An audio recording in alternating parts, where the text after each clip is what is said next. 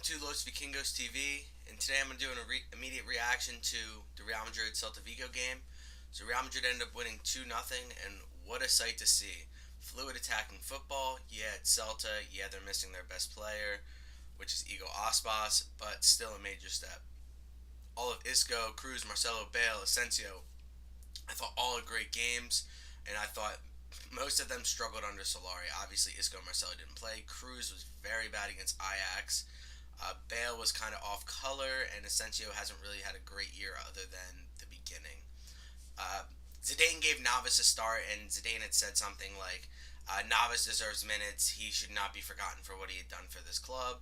So he's still kind of leaving it open who's going to be the starting goaltender. I mean, so they will go on international break for 2 weeks. So I'm going to have to find some content to put out for you guys. I will probably look into a Eder Militao video. I'll probably throw that up Thursday. That'll probably be my next project. But Courtois will be playing for Belgium. I'm not sure if Navas is going to Costa Rica to play for them. I don't think he had all year because he was fighting for his spot. So it was kind of nice. So he'll get a game in, and then Courtois will get to go play for Belgium. But there's a few questions, because Courtois has been starting under Solari all year. Will him being on the bench be a regular thing? Who's Zidane gonna have? If he's going to make Courtois fight for the position, we already know Navas is willing to fight for it. If Courtois is not willing to fight for it, especially because he knows Keeler is boys with Zidane, and Courtois loses that fight anyway, like let's say Courtois wins it. No harm, no foul. But if Courtois loses it, is he going to leave Madrid? Where does he go? One place that could be a possibility would be PSG. I'm sure they'd welcome with open arms. But those are all good questions, and if it's not, let's say Courtois does leave, Keeler wins the job.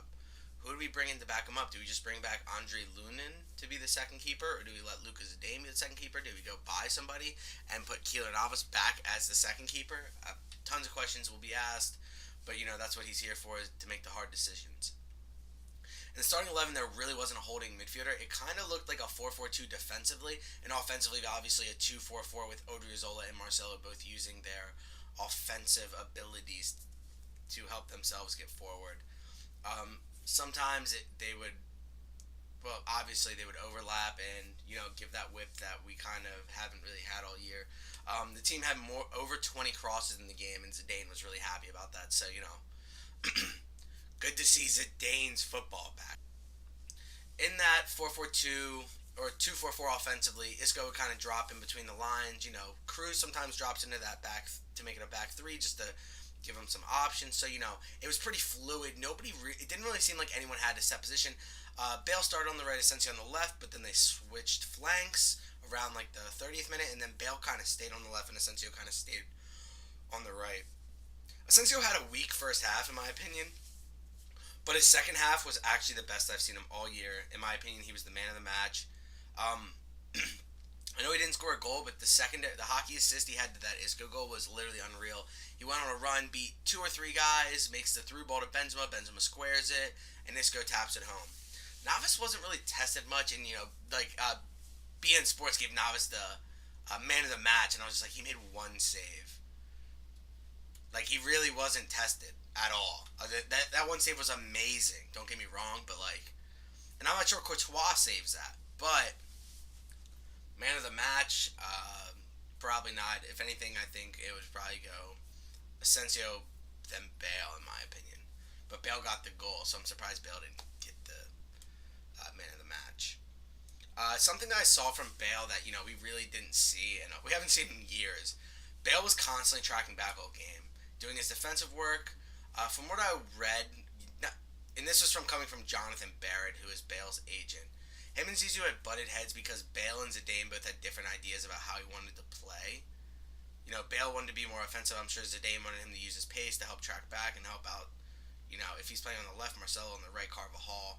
So today we saw Bale track back. I remember vividly seeing 3 tackles, and his defensive work was great. And when the more touches Bale gets, the better he is involved. When he doesn't track back, he tends to play not as well. So that was a good sign to see him tracking back. And if he, I think there's a chance that Bale gets sold this summer. But if Bale and Zidane just put the past to bed. Obviously, they had issues. And Zidane, and if Bale's gonna listen to Zidane, I think Bale probably has a good chance of staying. Because, also Bale's agent came out and said this week that Bale wants to retire at Madrid. Uh, Onto a different note, this team created in different ways than they did on Lopetegui and Solari. Luka Modric's goal got called off. We had three vivid shots I remember from outside the box. The Luka Modric, that should have been a goal. I get why it was called off, but in my opinion, should have been a goal. The Asensio one that just missed, and the Cruz one from like 28 out that just missed. Really insane. It was good. I thought it was a great team performance. And yeah, they crossed the ball a lot, but they created stuff other than that. It was nice to see Bale score a goal. I thought he could have had a few. He hit the crossbar on that scissor kick when Benz missed the bike kick, and he could have had 2 assists. He had a beautiful ball to Benzema. Like, it was like a short over the top ball, like maybe like 3 or 4 meters, not even.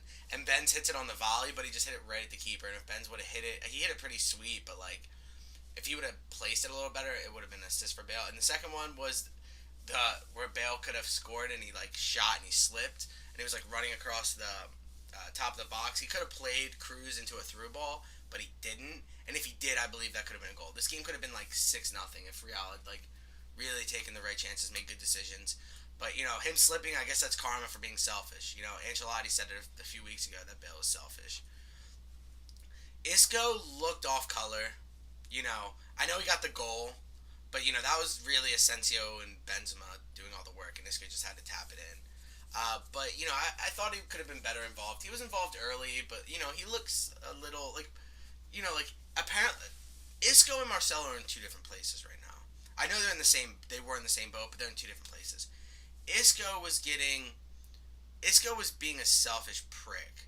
Marcelo was just keeping his head up working. So I'm sure Isco wasn't training hard or anything like that. I'm not saying he was or wasn't. I'm just my opinion on the matter from everything I've read.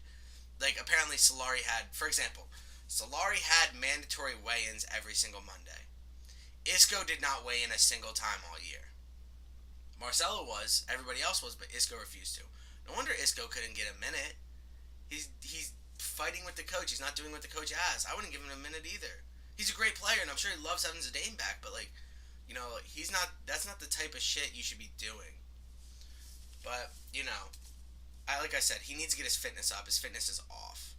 But all around, Zizou 2.0 has gotten off to a good start. Amazing first game. I was reading something this morning before I'm doing this. I watched the game last night, but then I went to bed afterwards.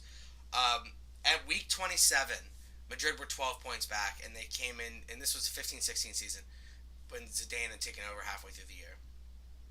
They had lost the league by 1 point, 91-90, to Barcelona. At week 12 this year, which we are out of Champions League, we're out of Copa del Rey, we only have the league to focus on. Barcelona is still in Champions League, and they have Man United. So, my point is this league might not be over.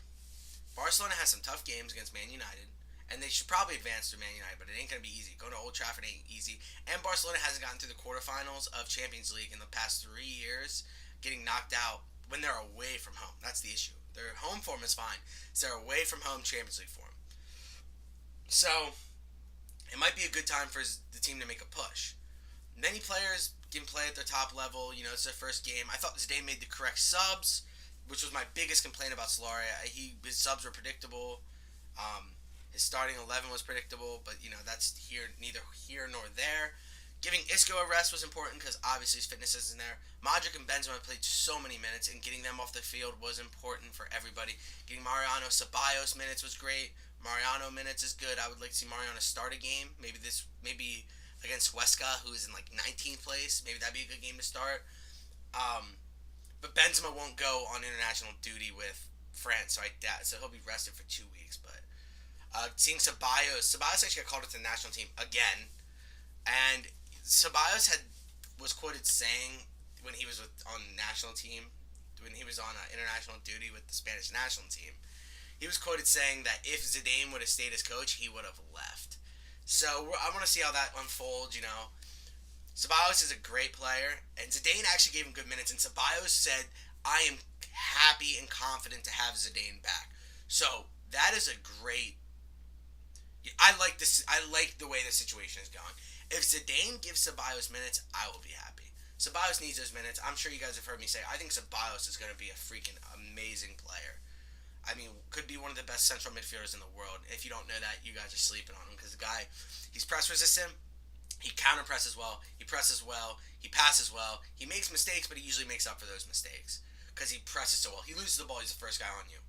You know, so he can really play. I'm very high on Ceballos, and I think he's only 22, 23, so he's got tons of time to become that world beater. Madrid just signed a new deal. I think it's got 2 more years left on it, so Ceballos has 2 years of playing good minutes, hopefully being the next one in line behind Cruz and Modric, and then you let Ceballos take over the Modric spot. I think Kovacic might come back, especially because Zidane's back, but we'll see. So thank you guys for listening. If you like what you heard, subscribe and hit the notification bell. I also just had another Manning's Madrid article come out this morning, and I will post that for you guys. You guys in the description below so you guys can read it. Thanks, and Hala Madrid.